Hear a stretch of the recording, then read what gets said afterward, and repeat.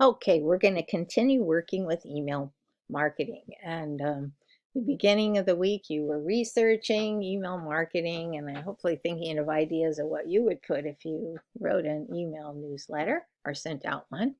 And so the second part of the week, we're going to talk about developing an e-newsletter. So let me click on that. Oops, and put that right there. So what I want you to do, it'll be due Monday as usual, I want you to sign up for the free plan and not the free trial. Make sure it's the free plan because it stays free forever for up to 500 people that you're sending emails to.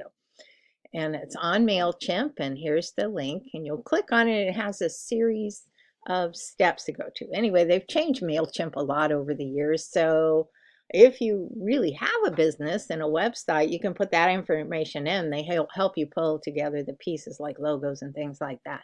Anyway, whatever it is, just follow along with the step-by-step instructions they give to get started, because they'll ask for your name, and you don't have to give them your phone number, just put in an email and that kind of thing.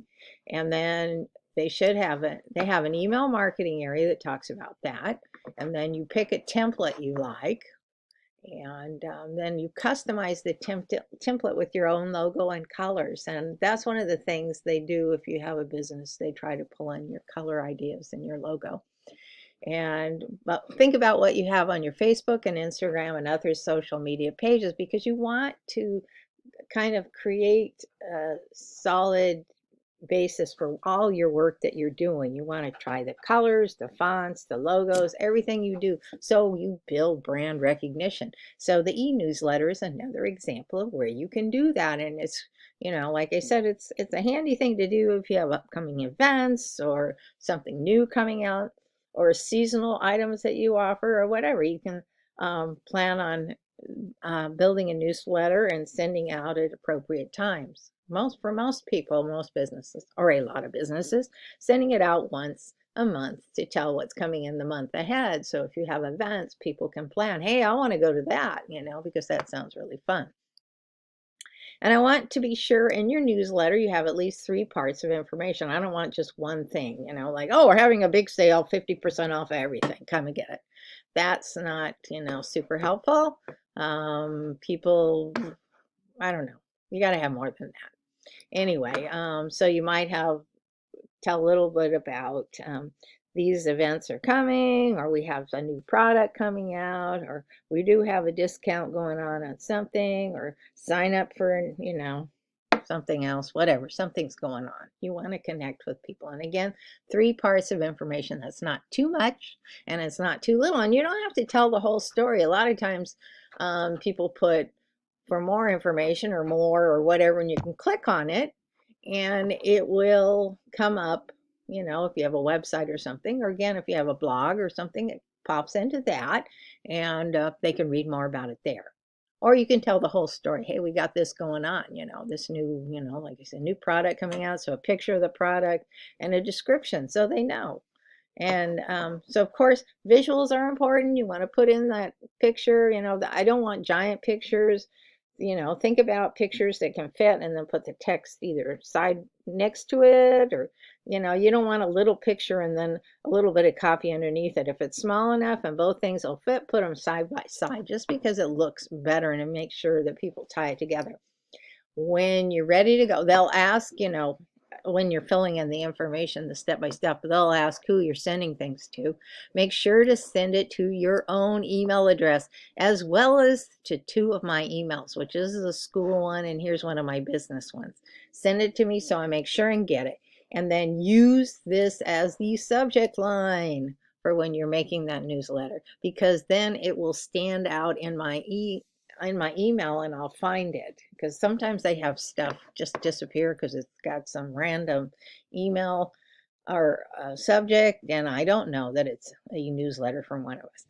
And then if your email does not include your name, make sure you put your name in there somewhere so I know it's from you, because when I grade it, I want to make sure and give you credit for it, that you get it done.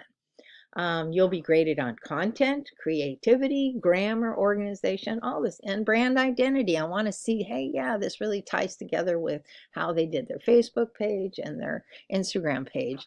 And then you can, when you do a newsletter, you can add something on your Facebook or Instagram page. Say, hey, I got a newsletter coming out, sign up, or, give a little screen capture so people will want to sign up for your newsletter. And then I also want you to go back and comment on some of your classmates' blog posts for part A to give them ideas on, or feedback on their ideas for a newsletter. So list the blogs you commented on so I can easily find your responses. So that's what I need you to do for this part of the week. It's actually kind of fun.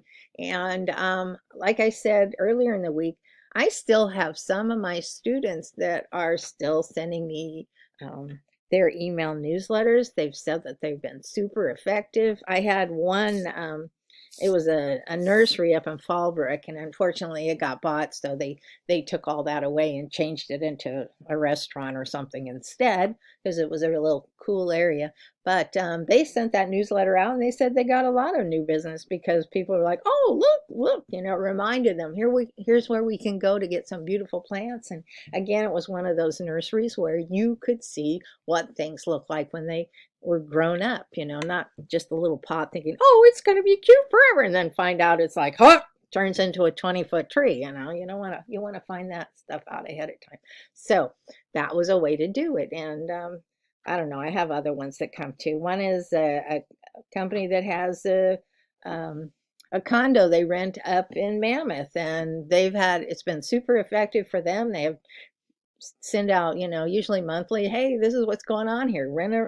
Come rent our condo and join in the fun. So it's been super effective for them. But those are the only two I can think of off the top of my head. But there's others too. So I hope you enjoy doing this.